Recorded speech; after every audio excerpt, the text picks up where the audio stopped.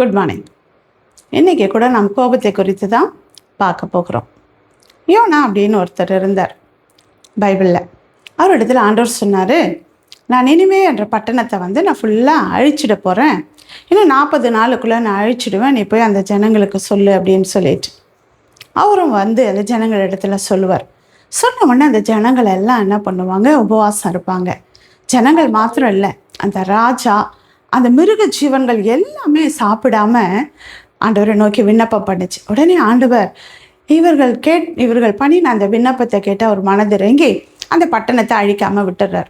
இதனால யோனாக்கு அப்படியே எரிச்சலான ஒரு கோபம் வருது.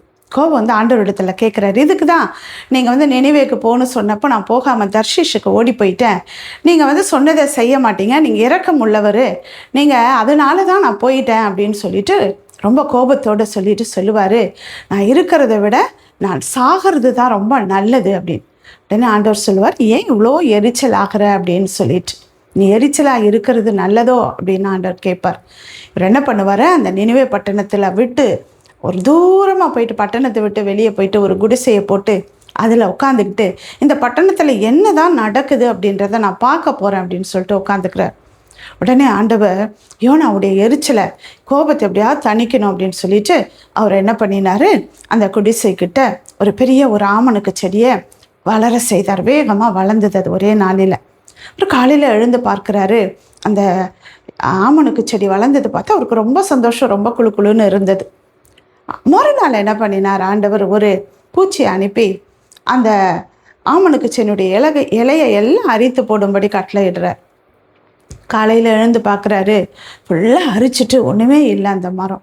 உடனே அவருக்கு பயங்கர எரிச்சல் வந்துட்டு அவருக்கு அந்த ஆமணக்கு செடி மேலே அவ்வளோ ஒரு கோபம் வந்தது. உடனே ஆண்டவர் அவர் கேட்டார், நீ ஏன் ஆமணக்கு செடி மேலே இவ்வளோ எரிச்சலாக இருக்கிற அப்படின்னு. யோனா சொல்லுவார், நான் மரண பரியந்தம் இப்படி எரிச்சலாக இருக்கிறது நல்லது தான் அப்படின்னு சொல்லிட்டு. அவருக்கு அவ்வளோ கோபம் யோனாவுக்கு. எதனால், ஆண்டவர் சொன்னபடி செய்யலை, தான் ஆண்டவர் சொன்னபடி தான் போய் சொன்னதை அவர் நிறைவேற்றலை அப்படின்றதில் அவருக்கு அவ்வளோ ஒரு கோபமாக இருந்தது. இன்றைக்கி நமக்கு கூட நாம் சொல்லுகிற காரியங்கள் நடக்காத போது, நாம் எதிர்பார்த்தபடி மற்றவங்க நடந்துக்காத போது நமக்கு ரொம்ப கோபம், ரொம்ப எரிச்சல் வருகிறது. மற்றவருடைய வளர்ச்சி, மற்றவங்க நல்லா படித்தா, ஒருவேளை நல்ல ஒரு பொசிஷனில் இருக்கும் பொழுது நாம் மற்றவர்களை பார்த்து நாம் எரிச்சல் அடைகிறோமா? அப்படி நாம் இருப்போம் அப்படின்னா நாம் ஒரு நாள் என்ன பண்ண முடியாது, சந்தோஷமாக இருக்கவே முடியாது. கர்த்தர் நமக்குன்னு கொடுத்துருக்கிற ஆசீர்வாதங்களோ, நமக்குன்னு கொடுத்துருக்கிற காரியங்களையோ எதையும் நான் அனுபவிக்க முடியாது. இன்றைக்கு நாம் அப்படிப்பட்ட எரிச்சல் இருப்போமானால், கோபம் இருக்கும் அப்படின்னா நாம் விட்டுடுவோம். Have a nice day. Jesus loves you.